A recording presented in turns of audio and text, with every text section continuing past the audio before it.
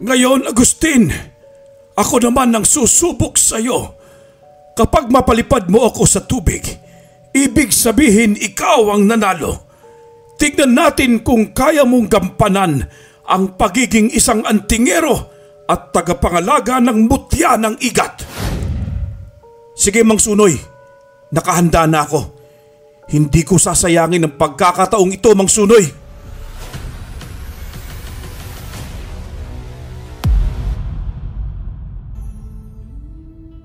Isang magandang araw ka rin Sir Froy at sa Ang Manlalakbay Channel. Ako nga pala si Agustin, hindi ko tunay na pangalan. Nagpadala ako ng aking sulat sa inyo upang mabigyan din nyo ito ng boses at buhay. Gusto ko sanang ilihim ang aking nakaraan. Subalit nitong mga nagdaang araw, naisip kong ibahagi ito upang magbigay rin ng aral sa inyong lahat. May isang uri ng aswang na tinatawag na unggo sa Batangas. Malalakas sila at mabagsik.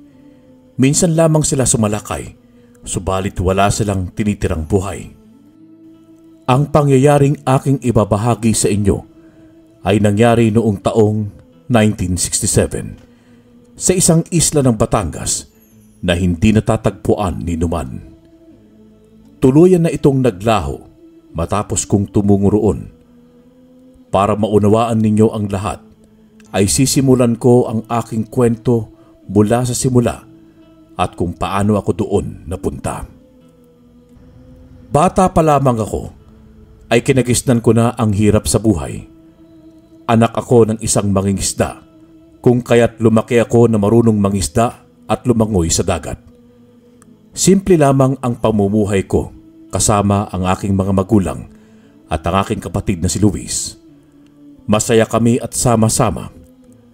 Hanggang isang umaga, noong binata na ako, ay isang balita ang nagpabago sa aming pamumuhay. Hindi na nakauwi pa si tatay mula sa pangingisda sa karagatan. Ang sabi-sabi ng ilang mga kasamahan niya na pumalaot sa dagat ay baka tinangay ng alon ang bangka ng aking ama hanggang sa lumubog yun. Alam kong marunong lumangoy si tatay, ngunit kapag magtatagal siya sa tubig ay paniguradong hindi siya makakaligtas. Labis ang hinagpis namin nang malaman yun. Ilang araw din naming hinanap si tatay sa dagat, ngunit wala kaming nakita. Ilang araw din ang hinintay namin na nagbabakasakaling bumalik siya, pero hindi nangyari. Dinamdam ni nanay ang nangyari kay tatay, kung kaya't nagkasakit siya. Wala kaming pera para ipa-ospital siya, kaya tiniis na lang niya ang ubong nararamdaman at pananakit ng kanyang tiyan. Noon ay nalaman na lamang nang namatay si nanay na may tuberculosis pala siya at yun ang dahilan ng kanyang ikinamatay. Nang mawala na rin si nanay ay naging miserable na ang buhay namin ni Luis. Palagi na lamang kaming malungkot at wala nang ganang mabuhay. Subalit pinilit ko ang sarili ko na iligtas mula sa kalungkutan na yun. Humanap ako ng trabaho hanggang sa nakapag-ipon ako at nakabili ng bangka. Yun ang simula ng pangingisda ko. Nagalit si Luis sa akin nang malaman niyang mangingisda ako. Kaya madalas kaming mag-away na dalawa sa tuwing uuwi ako galing dagat. Kuya, kailan ka ba titigil sa pangingisda mo, ha? Hindi ka ba natatakot na baka kung anong mangyari sa iyo sa dagat? Hindi mo ba naisip ang nangyari kay tatay? Dahil doon nagsimula ng magkamalas-malas ang buhay natin. Ayusin mo nga ang pagsasalita mo, Luis. Hindi ko makakalimutan ang nangyari kay tatay. Pero kung hindi ako mangingisda, wala tayong kakainin sa araw-araw. Wala tayong perang kikitain para makabili ng pagkain na ilalatag sa mesa. Kung aasa ako sa'yo, wala akong mapapala. Puro ka na lang alak. Wala ka nang ginawang matino kundi ang maglasing. Ayusin mo ang buhay mo, Luis. Ayusin? Narinig mo ba ang sinasabi mo, kuya? Paano ka ayusin ang buhay ko na wasak na? Ha? Hindi mo ba nakikita? Hindi mo ba naalala ang pagkamatay nila nanay at tatay? Palibhasa kasi parang wala kang pakialam eh. Ano? Ako walang pakialam? Naririnig mo ba ang sinasabi mo, Luis? Anong akala mo sa akin? Walang damdamin? Kung susuko akong tulad mo, baka pareho na tayong pinulot sa kangkungan. Baka pareho na lang tayong palaboy-laboy. Kung hindi ako nagpakatatag at nilakasan ang sarili ko, sa tingin mo, may makakain ka pang pagkain? Sa tingin mo, may Kuya Agustin ka bang nakakausap ngayon? Tumahimik si Luis nang marinig niya ang sinabi ko. Lumunok siya ng sunod-sunod. Mukhang nahimasmasan na siya sa mga pinagsasabi niya dahil sa kanyang kalasingan. Napailing na lamang ako habang napatawa ng pagak. Hindi ko rin kasi inaasahan noon na maririnig ko ang mga katagang yun mula kay Luis. Kitang-kita ko ang pag-iwas ng tingin sa akin ni Luis at tila siya ay nahihiya. Pinakalma ko muna ang aking sarili bago ako tumayo para maghanda ng makakain naming dalawa. Lumapit naman siya sa akin at tinulungan ako. Isang siko niya lang sa akin at sabay ay pinatawad ko na ang kapatid ko. Naisip ko noon na hindi maganda ang magtanim ng galit o inis sa iyong kapwa at higit sa lahat sa iyong kapatid. Bumuntong hininga na lamang ako sa isiping yon at nagpatuloy na sa pagsandok ng kanin. Noong oras na ako ng pagpapalaot ay nagpaalam sa akin si Luis na tutungo sa bayan para ibenta ang mga ilang isda na binilad namin sa araw. Patungo na sana ako sa aking bangka nang bigla akong harangan ng isang lalaking medyo nasa edad 50 na. May puti na ang buhok nito at halos kulubot na ang kanyang balat. May mga ilang marka ito sa katawan na hindi ko maunawaan. Base sa suot nito ay masasabi kong isa rin siyang mangingisda. Bata! Bata! Tulungan mo ako! Kailangan ko ng tulong mo! Ha? Sino ho kayo? Bakit niyo kailangan ng tulong ko? Anong may tutulong ko sa inyo? Ako si Sunoy. Galing ako sa kabilang bayan. Tulungan mo ako. Nauuhaw ako ng tubig. Isang linggo na akong naglalakad. Naku, hindi ho ba kayo humingi sa mga taong nakakasalubong ninyo? Ayaw nila akong bigyan kahit na nagmamakaawa ako sa kanila. Mukha raw kasi akong aswang at baka mayroong gawin akong masama sa kanila. Pero maniwala ka, hindi ako aswang. Wala akong gagawing masama sa inyo. Totoo ang sinasabi ko. Mang Sunoy, wala kang dapat na ipaliwanag sa akin. Hali kayo, sumunod kayo sa akin. Malapit lang ang bahay namin dito sa Dalampasigan. Nako, maraming salamat talaga, iho.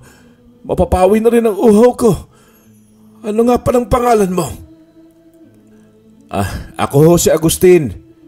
Matanong ko lang ho, bakit kayo naglalakad ng isang linggo mula sa kabilang bayan? Hindi ho ba kayo sumakay ng jeep o kaya naman tricycle patungo rito? Hindi ko na nagawa yun, Agustin. Nawala na sa isip ko. Isa pa sanay na ako maglakad kaysa sumakay sa jeep o kaya sa tricycle. Napadpad ako rito sa bayan ninyo dahil may hinahanap ako. Abay, napakatyagaan nyo naman maglakad, Mang Sunoy. Siguro kapag ako, hindi ko kakayanin ang ganong kalayong lalakarin ko. Nasanay na rin kasi ako, kaya medyo hindi na bago ito sa akin. Nandito na ho tayo sa bahay namin ng kapatid ko. Tuloy ho kayo. Pinatuloy ko nga sa bahay namin si Mang Sunoy. Pagkaupo niya sa sala, ay binigyan ko agad siya ng tubig mula sa pitsil at isinaling ko yon sa baso. Naglagay na rin ako sa ibabaw ng maliit na mesa ng pandesal na sobra namin kanina ni Luis at saging na saba. Tuwang-tuwa naman si Mang Sunoy at labis ang kanyang pasasalamat sa akin. Sa sandaling yon, hindi ko maiwasan ang mapatitig sa kanyang mga marka sa katawan. Mga iba't ibang simbolo yon at mga iba't ibang imahe na mga isda. Napansin ko rin ang suot niyang kwintas na ang lawit ay isang bato. Nako, maraming salamat sa tubig at pandesal, Agustin. Wala akong may pangbabayad sa kabutihang loob mo. Pero, heto, ibibigay ko itong kwintas sa'yo bilang tanda ito ng aking pasasalamat. Naku, hindi na ho, Mang Sunoy. Ayos lang ho yun. Malit na bagay lang naman ito ginawa ko sa inyo. Sandali lang po, Mang Sunoy. Ibabalot ko itong sobra nang may mabaon kayo sa paglalakbay ninyo. Sana'y mahanap na ninyo ang hinahanap ninyo. Maraming salamat, Agustin. At sa sinabi mo'y huwag kang mag-alala. Sigurado ako na nahanap ko na siya. Mabuti naman ho kung ganoon, Mang Sunoy. Punta niyo siya agad pagkagaling niyo rito. Tumango naman sa akin si Mang Sunoy. Noong matapos ko na siyang ipagbalot ng sobrang saging at pandesal, ay nagpaalam na rin siya sa akin. Ilang beses niyang ipinagpilitan sa akin na ibigay ang kwintas niyang suot. Noong unay mariin ko yung tinanggihan, hanggang sa sumuko na rin ako sa huli. Tinanggap ko nga ang kwintas na binibigay sa akin ni Mang Sunoy. Isinuot ko agad yun sa aking liig bago kami naghiwalay na dalawa. Nagpasalamat siyang muli sa akin bago siya tuluyang pumasok sa isang gubat. Pinanood ko siya hanggang sa tuluyan na siyang nawala sa aking paningin. Ako naman ay tumungo na rin sa dalampasigan para mangisda ng araw na yon. Habang sakay ng bangka ay hindi ko maiwasan ang mapatingin sa suot kong kwintas. Hindi ko maunawaan kung bakit yun ang ibinigay sa akin ni Mang Sunoy bilang pasasalamat. Base sa estilo ng kwintas ay mukhang mahalagang bagay yon para sa kanya. Ganun pa man, tinanggap ko yon ng buong puso. Pagkarating ko sa malalim na parte ng dagat, ay agad na akong naghagis ng lambat. Makaraan ng ilang sandali kong paghihintay, ay napansin kong gumagalaw na ang lambat. Napangiti ako dahil mukhang marami akong mahuhuli ng mga isda ng araw na yon. Hinila ko ang lambat gamit ang buong lakas ko. Subalit napatigil ako at napakunot ng noo na para bang hinihila rin yon pabalik sa ilalim. Bigla akong kinabahan na baka malaking isda ang nakapasok sa lambat at pilit itong gustong makawala. Naku, kung magpatuloy ito baka tumaob ang bangka ko at tuluyan ako mapunta sa ilalim ng dagat. Mabilis kong kinuha ang kutsilyo sa aking baywang at sinimulan ko ng putulin ang lambat na nakatali. Bawat segundong lumilipas ay mas lumalakas na ang paghatak ng isda sa ibaba. Muntik nang tumaob ang bangka ko kung hindi ko agad yun napigilan. Mapuputol na sana ang lambat nang bigla na lamang malakas na binundol yon ng kung anong hayop sa ilalim ng dagat. Hindi ko na napigilan ang pagtaob ng bangka kaya't tuluyan akong nahulog sa dagat. Agad akong lumangoy at sa ilalim ay kitang-kita ko ang napakalaking igat. Naglalabas ito ng bulta-bultahing kuryente. Nanlaki ang mga mata ko nang bigla na lamang itong tumungo sa aking kinaroroonan. Binilisan ko ang aking paglangoy para lamang hindi ako maabot ng malaking igat. Subalit ilang dangkal na lang at maaabot na ako nito. Naisip ko na sa mga sandaling yon, marahil ito na ang katapusan ko, na hanggang doon na lamang ako. Panigurado na kapag tatamaan ako ng kuryente ng igat, ay mamamatay ako. Sandali, Agustin! Tumigil ka! Huwag kang matakot! Hindi ka papatayin ng igat sapagkat isa siyang gabay na susubok sa iyong kakayahan bilang isang bagong tagapangalaga ng mutya ng igat. Natigil ako sa paglangoy nang marinig ko ang boses ni Mang Sunoy na siyang kausap ko labang kanina. Hinanap ko siya sa ilalim ng tubig kung naroroon ba siya o imahinasyon ko lamang yung aking naririnig. Lumingon ako sa aking likuran at ganoon na lamang ang panlalaki ng mga mata ko nang makita ko siyang nakaupo sa likuran ng isang napakalaking igat. Pareho silang nakatingin sa akin at tila kanina pa nila ako pinapanood. Pinilig ko ang aking ulo. Pilit na inaalis sa aking paningin ang aking nakikita. Naisip ko na baka nasa bingit na ako ng kamatayan kung kaya't kung ano-ano na ang nakikita ko at naririnig. Lumangoy si Mang Sunoy palapit sa akin. Hinawakan niya ako sa aking mga kamay at hinila niya ako paitaas. Pinasampa niya ako sa aking bangka na noon ay nakalutang na sa dagat. Parang hindi man lamang yon tumaob kanina. Habol ko ang aking hininga nang makaupo na ako. Muli kong nilingon si Mang Sunoy at naroon pa rin siya at nakaupo sa likuran ng napakalaking igat. Anong ibig sabihin nito, Mang Sunoy? Bakit ka nandito at may kasama ka pang napakalaking igat? Pasensya ka na, Agustin, kung ginulat kita. Isa nga pala akong ermitanyo ng karagatang ito. At itong igat ay isang alaga ko at gabay ng mutya na binigay ko sa iyo. Narito kami para subukin ang kakayahan mo bilang bagong tagapangalaga ng mutyang yan. Mutya? Ito ho bang kwintas ang tinutukoy nyo, Mang Sunoy? Yan nga, bata. Ikaw ang pinipili kong bagong tagapangalaga ng mutyang yan dahil sa taglay mong kabaitan at may mabuting puso. Ikaw ang bagong antingero ng bayang ito. Kung yun ay mapapatunayan mo sa amin ang iyong kakayahan. Naku, nagkakamali ka, Mang Sunoy. Hindi akong karapat-dapat ng tagapangalaga ng mutyang ito. Isa lamang akong mangingisda. Wala akong alam sa pakikipaglaban. Isa pa'y, wala akong alam kung paano gamitin ang isang mutya. Ang lahat ng bagay ay matututunan, Agustin. Kinakailangan mong patunayan yon sa akin. Kailangan namin ng tulong mo para malutas ang problemang kinakaharap ng bayang ito. Pero, hindi ko kayang tungkulin na binibigay mo sa akin, Mang Sunoy. Pasensya na po kayo. Maaari bang hayaan na ninyo akong makauwi? Ayoko maiwan ang kapatid ko. Ako na lamang ang natitira niyang pamilya. Ibigay niyo na lamang itong mutya sa ibang mas karapat-dapat. Gusto mo bang malaman kung nasaan ang iyong ama at kung anong nangyari sa kanya? Hindi ba't hanggang ngayon, hindi niyo pa rin malaman kung bakit misteryong nawawala ang ilang mga mangingisda? Natigilan ako sa sinabing yon ni Mang Sunoy. Napakuyo ang aking kamao nang bigkasin niya ang tungkol sa aking ama. Kung ganoon, ay may alam siya sa nangyari sa aking ama kung bakit ito nawala na lamang bigla. Tumingin akong muli kay Mang Sunoy. Nakipaglaban siya ng titig sa akin. Sa huli, nanaig ang kagustuhan kong malaman kung anong nangyari sa aking ama. May alam ba kayo sa nangyari sa kanya? Oo, bata. Ngunit kinakailangan mo munang tanggapin ang pagiging isang antingero bago mo siya mailigtas. Anong ibig niyo sabihin?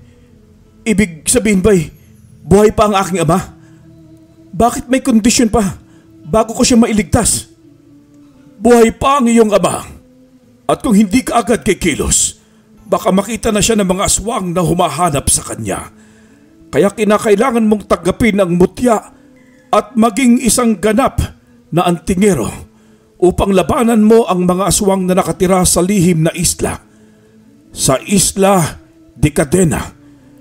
Sinubukan kong pumasok doon para labanan sila at iligtas ang ilang mga mangingisda na kanilang biktima. Subalit hindi ko sila kaya. Mahina na ang katawan ko at hindi ko na makayanan pang pangalagaan ng mutya. Kaya't naghanap ako ng bagong tagapangalaga nito. At ikaw Agustin ang aking napili. Sa mga sandaling yon, hindi ako makapaniwala sa aking narinig. Akala ko isang kwentong bayan lamang ang tungkol sa mga aswang at antingero. Hindi ko akalain na totoo pala ang lahat ng yon. Tinignan ko ang mutya ng igat na bigay sa akin ni Mang Sunoy. Nagdadalawang isip pa ako noong una kung tatanggapin ko ba ang tungkulin na ibinigay sa akin ni Mang Sunoy o hindi. Ngunit kung tatanggihan ko ang pagiging isang antingero, ibig sabihin, pinabayaan ko na rin ang ama ko. Humigpit ang pagkakahawak ko sa mutya ng igat. Isinuot ko yung muli sa aking leeg at taas noo kong tinignan si Mang Sunoy. Sige, Mang Sunoy, tinatanggap ko ang tungkulin na binibigay ninyo sa akin. Kung sa paraan lamang na ito maliligtas ko ang aking ama. Kung ganon, simulan na natin ang pagsubok mo. Susubukin ko kung hanggang saan ang determinasyon at kagustuhan mong maging isang antingero. Mabilis na lumundag si Mang Sunoy sa bangka at itinaob yun. Lumukso ako sa dagat at lumubog sa tubig. agad akong sinugod ng igat. At sa bawat paglangoy ko papalayo rito, ay naririnig ko ang boses ni Mang Sunoy na gumagabay sa akin. Harapin mo ang kalaban mo, Agustin! Huwag kang tatakbo! Lakasan mo ang loob mo! Magtiwala ka sa iyong mutya! Ibigay mo ang tiwala mo sa kanya! Humingi ka sa kanya ng lakas at tibay ng katawan! Ibibigay niya sa iyo ang iyong nais! Sinunod ko ang sinabi ni Mang Sunoy. Nanalangin ako at humingi ng tulong sa aking mutya. Makaraan ng ilang sandali, naramdaman ko ang kakaibang enerhiya na bumabalot sa aking buong katawan. Katulad ng isang napakalaking igat, may lumalabas ding boltahe ng kuryente sa aking kamay at buong katawan. Narinig ko ang pagtawa ni Mang Sunoy dahil sa sobrang tuwa nang makitang nagtagumpay ako sa kanyang sinabi. Hinarap ko ng walang takot ang napakalaking igat. Sinalubong ko ang kanyang atake. Sinuntok ko sa tiyan ang igat, dahilan para tumilapon ito sa unahan.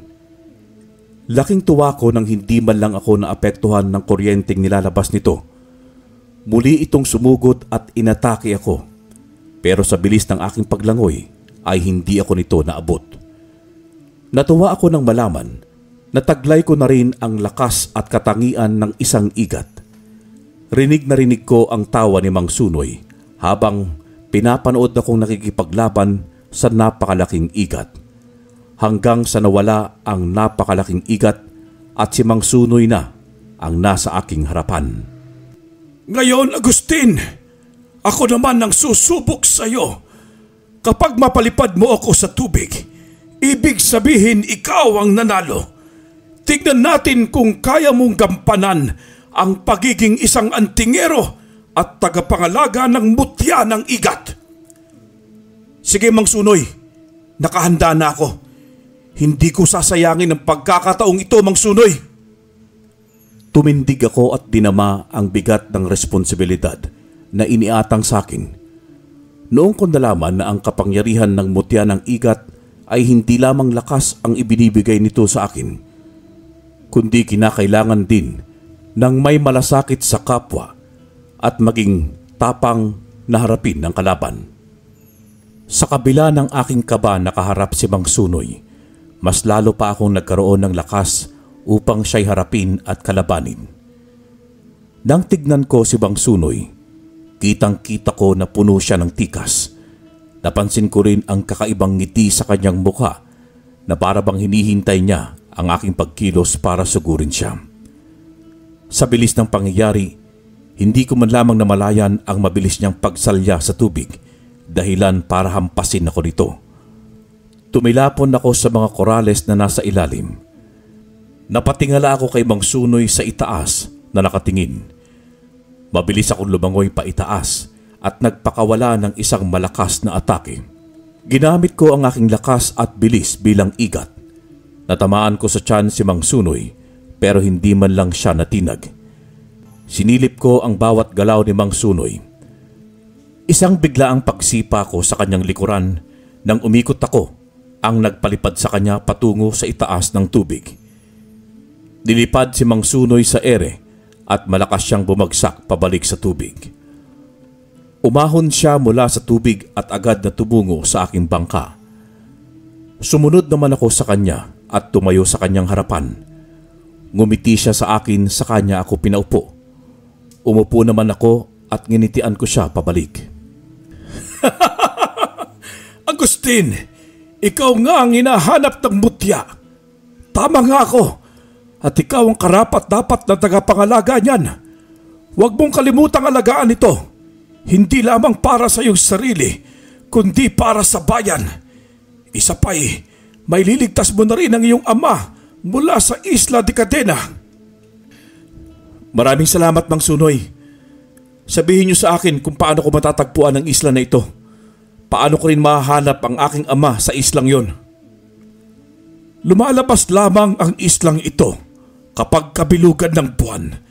At sa tuwing kukuha na naman ng biktima ang mga aswang na nakatira doon, hindi ito nakikita ng mga mangingisda at ng mga tao dahil isinumpa ang islang yon at itinago.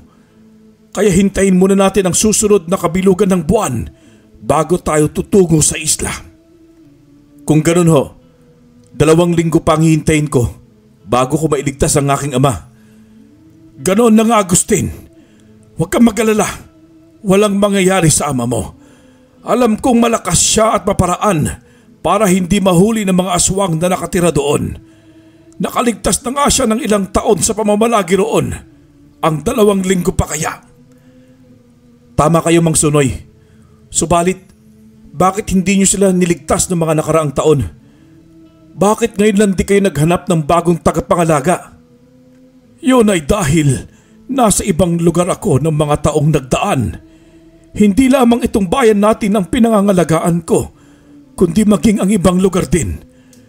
Ganon talaga ang tungkulin ng isang antingero, bata. Bago ako naging isang ermitanyo.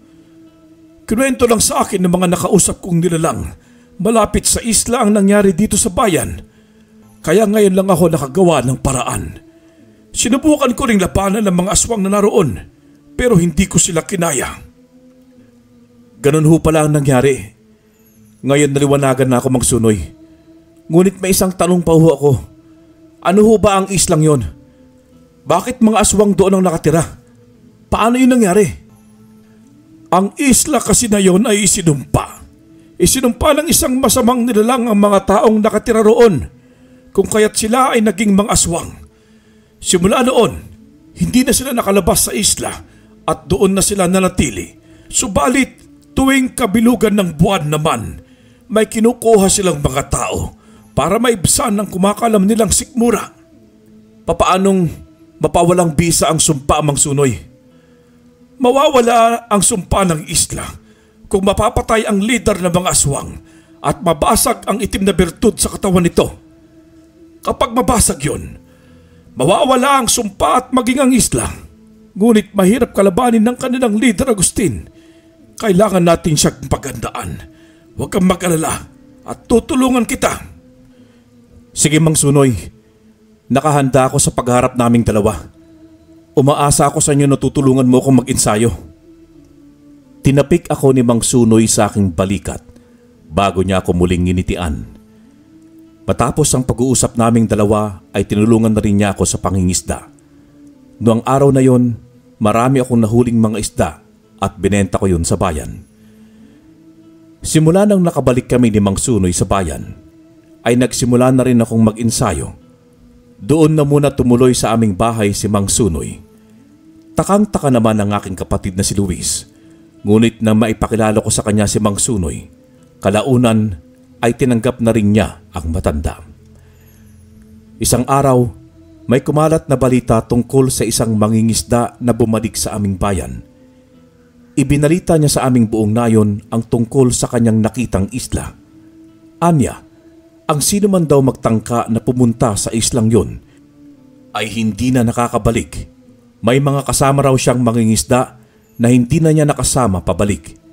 Kaya sa araw na yon, balitang-balita sa buong nayon ang tungkol sa 3 mangingisdang nawawala. Bakit ganun, Mang Sunoy? Bakit sila umaatake gayong hindi naman kabilugan ng buwan kagabi? Paano rin nakita ng lalaki ang islang yon? Yun nga rin ang pinagtataka ko, Agustin. Mukhang may masamang nangyari kung bakit ganun ang sinabi ng lalaking yon. Ibig sabihin, sumasalakay na ang mga aswang kahit na hindi kabilugan ng buwan. Tama ka, bata. Ang marapat nating gawin sa ngayon, mag-ensayo ka pa at magpalakas ng iyong pangangatawan. Magdasal ka rin ng orasyon at ritual na itinuro ko sa iyo. Sa ganong paraan ay madali mong matatalo ang mga kalaban na aswang. Huwag kang mag-alala, Mang Sunoy. Gagawin ko ang lahat para matapos na ang mga aswang na nakatira sa Isla de Cadena.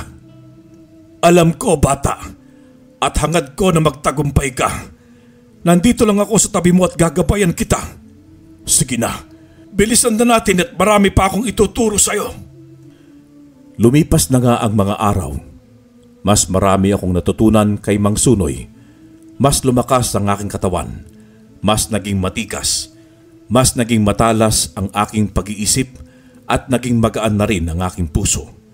Na tila ba wala na yung dala na kahit anong kasamaan o galit Ngumiti ako kay Mang Sunoy na noon ay tinutulungan ako sa pag-iimpake ng aming mga dadalhin na gamit. Naabutan naman kami ni Luis na nasa kalagitnaan ng pagliligpit. Kuya, aalis ka? Oo, pero mabilis lang din naman. Baka bukas na nga ang balik namin o kaya sa susunod na araw. Basta mag-iingat ka rito, Luis, ha? Pangako, kuya. Mag-iingat kayo sa lakad ninyo ni Mang Sunoy. Oo naman, kapatid ko. Huwag kang mag-alala. Iingatan ko ang aking sarili. Nang tignan ko si Mang Sunoy ay tumango siya sa akin. Nang magpaalam na kaming dalawa kay Luis, ay agad na kaming tumungo sa dalampasigan. Inayos ko ang lubid sa bangka at ang mga gamit namin ni Mang Sunoy. Noong matapos na ako, ay agad akong umupo at sinimulan ng isagwan ang bangka. Natanaw ko ang papalubog na araw. Humigpit ang pagkakahawak ko sa sagwan habang iniisip kong maililigtas ko na rin si tatay. Tumulong na rin si Mang Sunoy sa akin sa pagsagwan para mapabilis ang aming pagdating sa Isla de Cadena. Inabot na nga kami ng gabi at ang pagkakataong mailigtas ko na ang aking ama. Kinuha ko ang punyal na nasa loob ng aking bag, saka ko yun isinukbit sa aking baywang. Nagdala na rin ako ng asin at bawang kung sakali man na madihado ako mamaya sa labanan.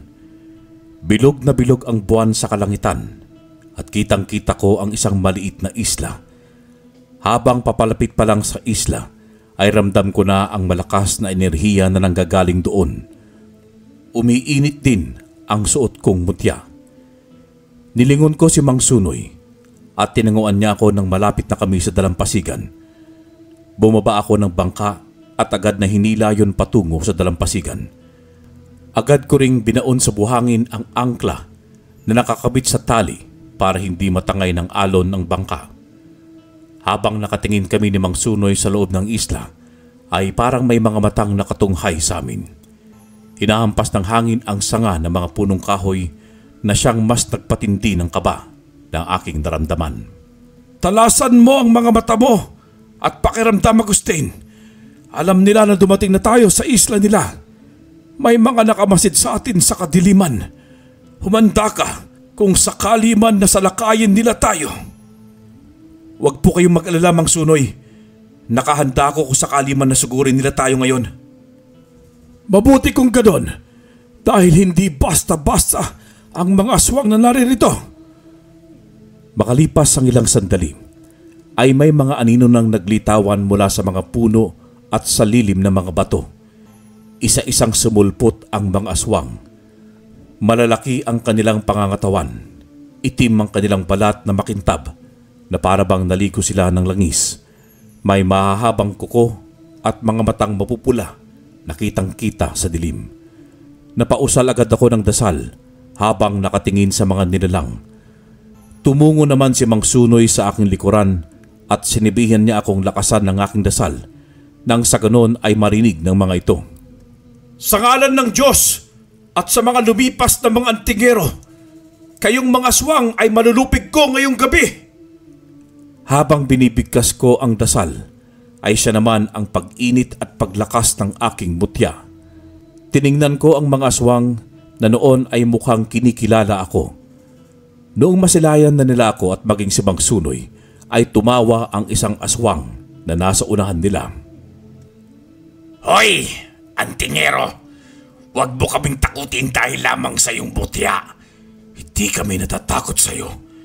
Kahit na nagsama ka pa ng isang ermitanyo, wala kayong laban sa amin. Dalawa lamang kayo, kami marami. Sa tingin nyo ba'y matatalo nyo kami ngayong nasa isla namin kayo? Isang pagkakamali ang pagpunta nyo rito. Hindi namin kayo hahayaan na magtagumpay. Sisiguraduhin namin dito kayo mamamatay at ang inyong magiging libingan. Yan ang hindi ko hayaan na mangyari. Huwag kayong mag-alala. Narito ako para tapusin ang sumpa sa islang ito at tapusin na rin ang kasamaan ninyong lahat.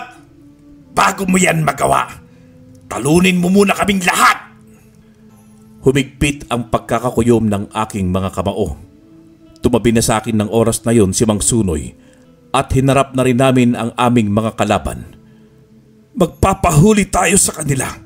Sa ganung paraan ay makapunta tayo sa kanilang teritoryo. Baka naroon ang iyong ama.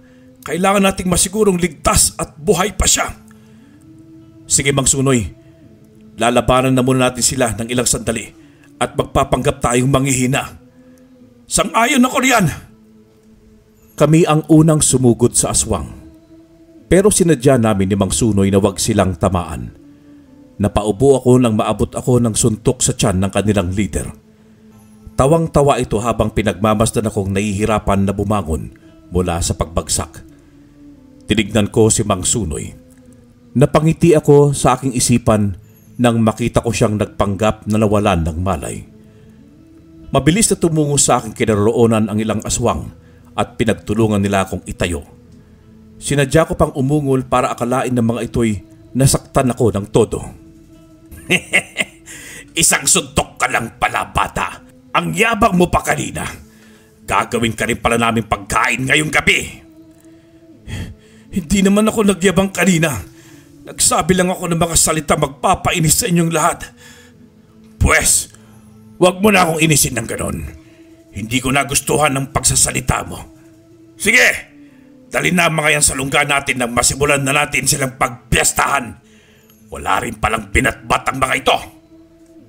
Kinaladkad kami ng mga aswang papasok sa gubat. Pinagmasdan at inaral ko ang daan ng mga sandaling yun habang nakayuko ng bahagya. Hinahanap ko rin sa paligid kung may makita akong nagtatago na tao o wala. Ilang sandali pa'y nakarating na kami sa pusod ng isla. Naroon ang mga kubo ng mga aswang na nagsisilbi nilang tirahan. Sa dami nilang lahat ay paniguradong hindi ko sila mauubos. Kaya iisa lang ang naisip kong paraan para tuluyan silang mawala. Yun ay ang sunugin ko ang buong isla bago ko mailigtas ang ilang taong buhay pa. Nilibot ko ang aking paningin sa buong paligid.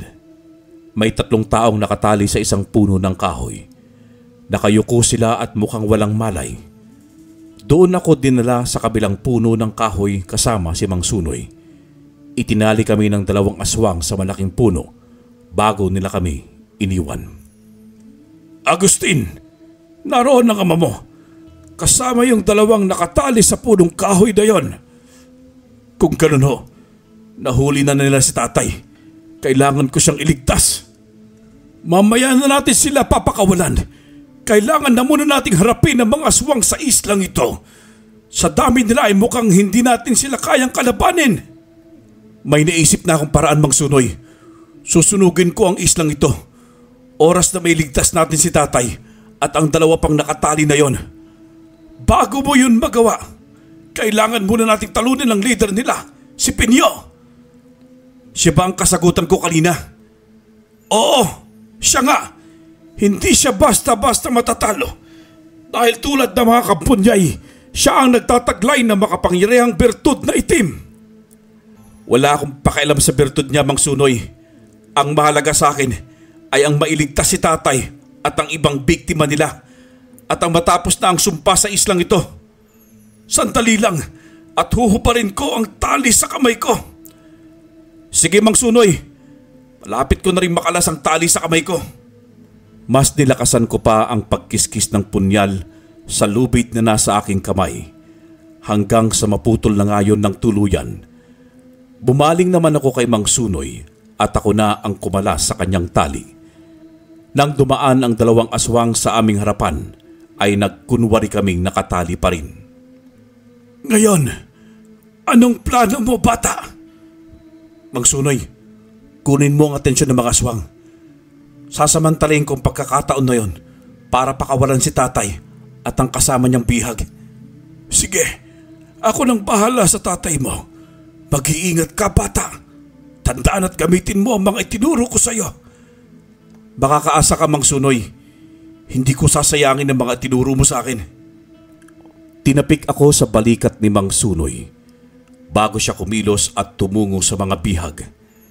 Ako naman ay naglakad na patungo sa kinaroroonan ni Pinyo at ng mga kampon nito. Nagkakasiyahan pa sila at nagiinuman.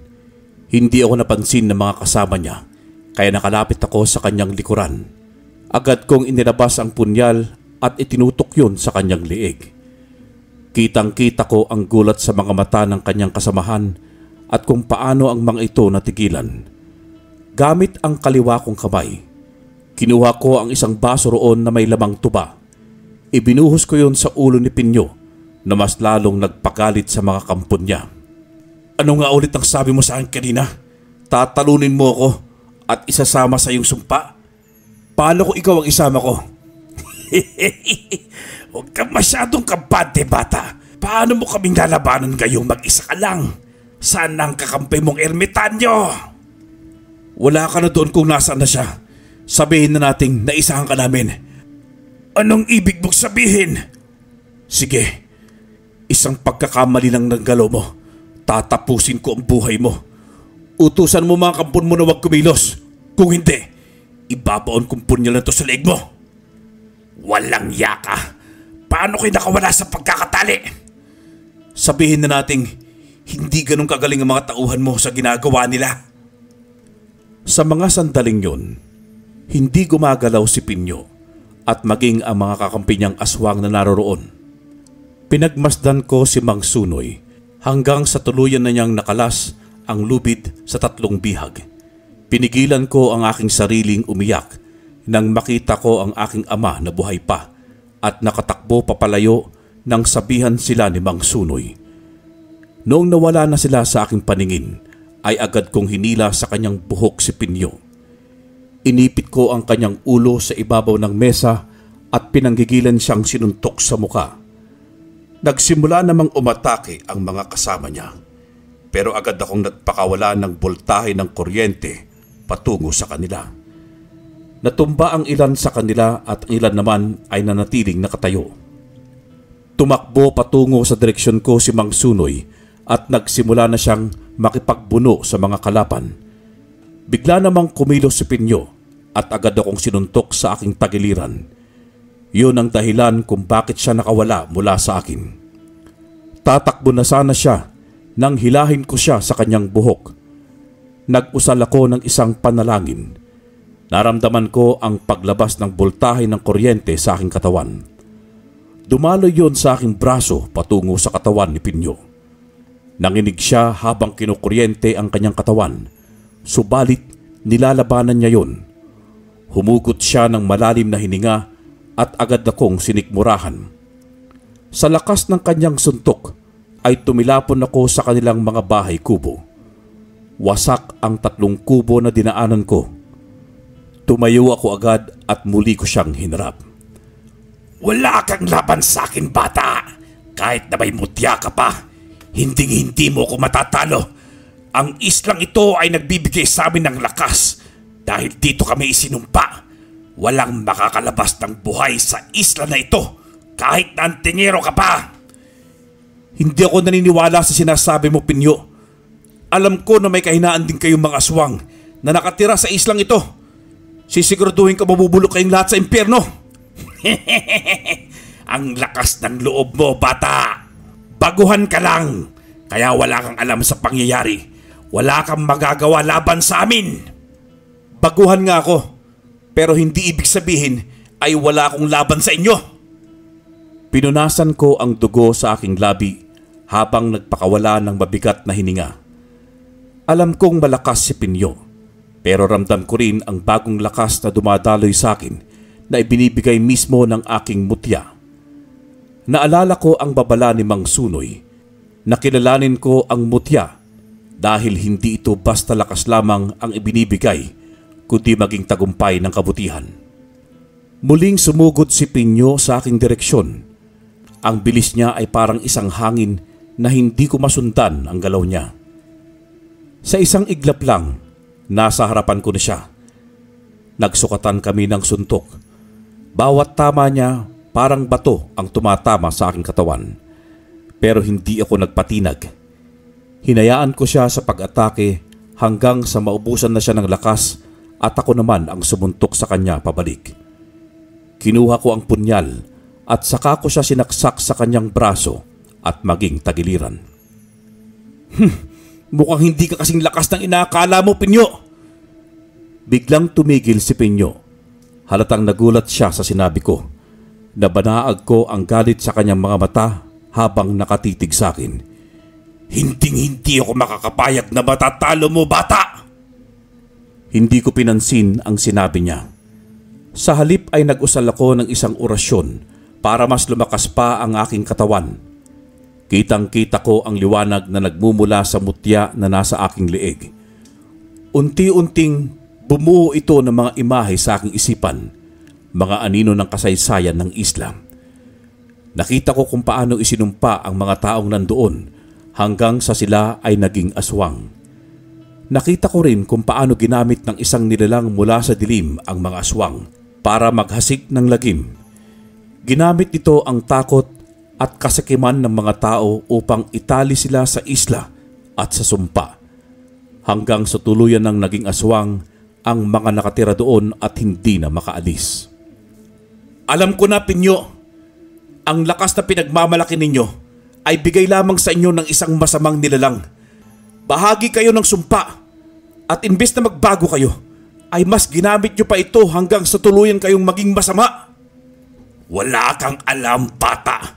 Huwag mo nang ungkatin ng tungkol sa sumpa.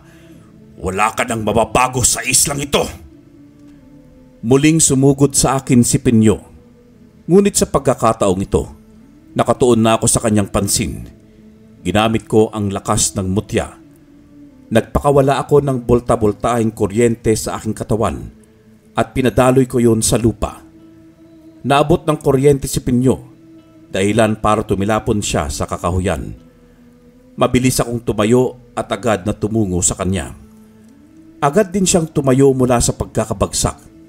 Sa sandaling yon, napansin kong bumagal na ang kanyang galaw, tila nangihina habang papalapit sa akin. Ang kahinaan ninyo ay ang sumpa mismo, Pinyo, at gagamitin ko yon upang tapusin kayo. Sumiklab ang liwanag mula sa mutya at sa isang iglap, isang boltahe ng kuryente ang kumawala mula sa aking katawan. Tumama ito kay Pinyo at sa pagkakataong ito, hindi na siya nakalaban. Napasigaw siya, tumilapon papunta sa lupa at bigla siyang napaluhod. Sumuka siya ng dugo at umubo ng ilang beses. Hindi! Hindi ito maaari! Ito na ang katapusan mo, Pinyo. Narito ako para talunin ka nang wala na kayong mabiktima pang mga tao. Narito ako upang tapusin na ang paghihirap ninyo ritong lahat. Hindi! Hindi ako makapapayag! Malakas niya akong itinulak pero hindi man lang niya ako nagawang ipatapon sa balayo. Hinawakan ko ang kamay niya at malakas ko siyang binalibag sa lupa. Itinarak ko ang punyal sa kanyang leeg at mabilis ko siyang sinikmurahan. Lumabas mula roon ang kanyang itim na bertud. Agad ko yung kinuha, saka mabilis na dinurog hanggang sa mapasag. Nag-usal ako ng isang panalangin na siyang itinuro sa akin ni Mang Sinoy para tuluyan ng matapos ang sumpa. Tinignan ko muli si Pinyo at noon ay kitang-kita ko kung paano siya binabawian ng kanyang buhay. Natigilan ang mga kasamahan niya nang makita siyang unti-unting nawalan ng hininga. Galit na galit silang sumugod sa akin at iniwan nila si Mang Sunoy na nilalabanan sila. Hinanda akong aking sarili at nagpakawala ng bulta-bultahing kuryente sa aking katawan. Ang iba ay nanginig at ang iba naman ay hindi naapektuhan. Ang dalawa ay nakalapit sa akin at agad akong sinuntok sa aking mukha.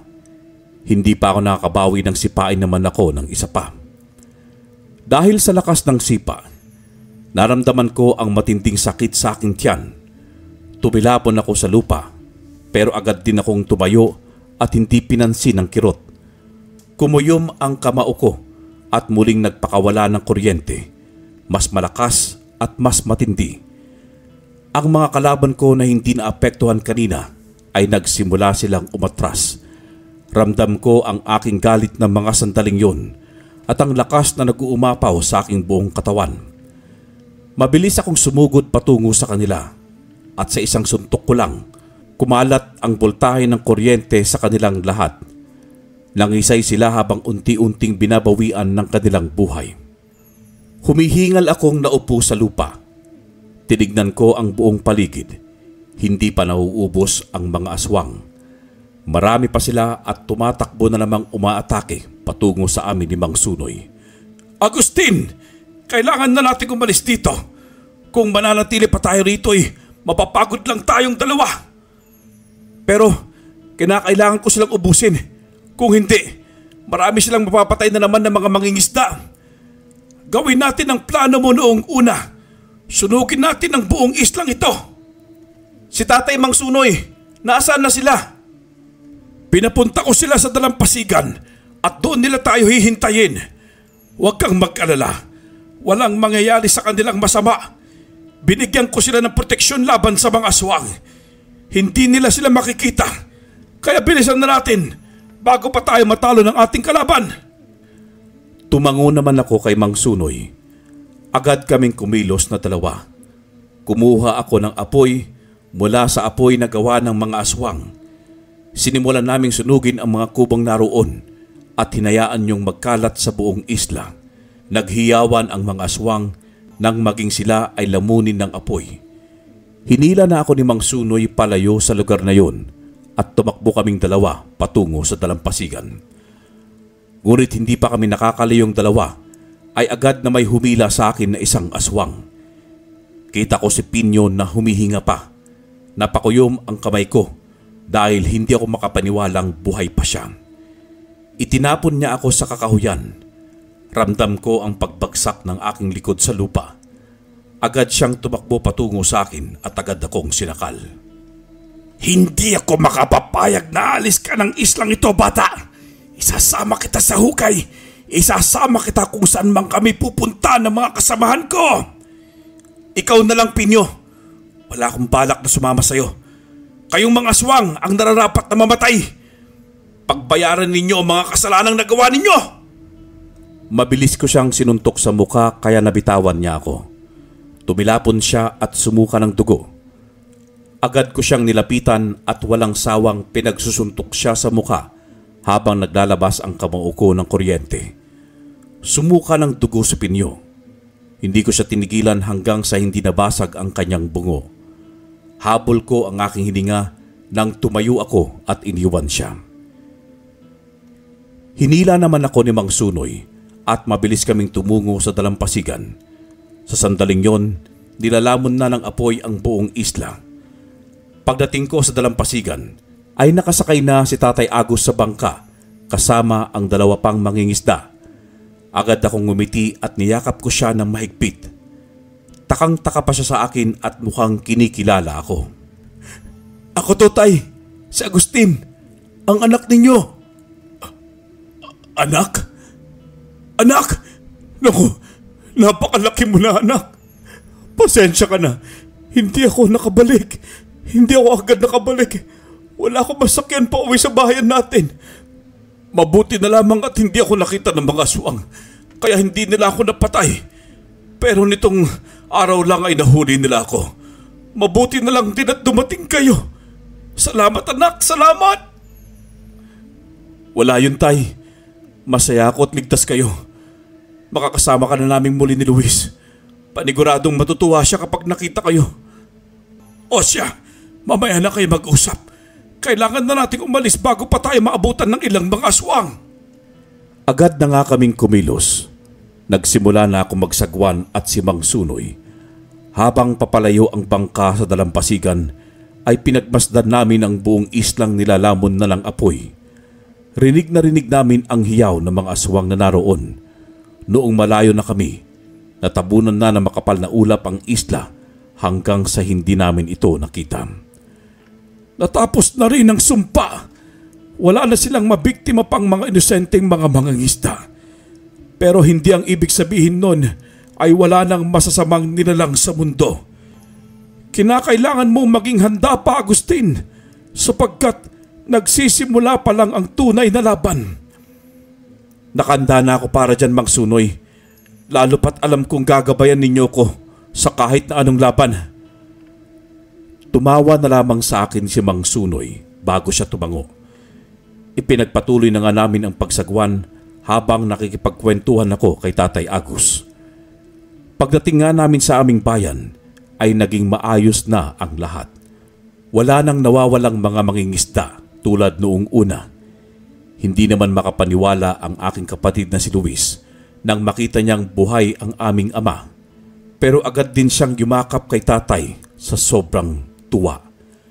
Simula noon ay nagbalik na sa pangingisda si tatay. Palagi ko na siyang kasamang pumalaot. Ngunit bilang isang antingero o tagapangalaga ng mutya ay ipinagpatuloy ko ang aking misyon. Kapag may nangangailangan ng tulong ay tumutulong ako. Kapag may mga masasamang nilalang ay agad ko ang mga itong nilalabanan. Si Mang Sunoy naman ay bigla na lamang siyang naglaho simula noong iligtas namin si tatay mula sa Isla de Cadena. Simula noon ay hindi na siya nagpakita pa sa akin. Pero ramdam kong nasa paligid lang siya at binabantayan ako. Labis ang pasasalamat ko sa kanya dahil ipinagkatiwala niya sa akin ang kanyang mutya. Kung hindi rin dahil sa kanya, hindi ko muling makakasama ang aking ama. Wakas.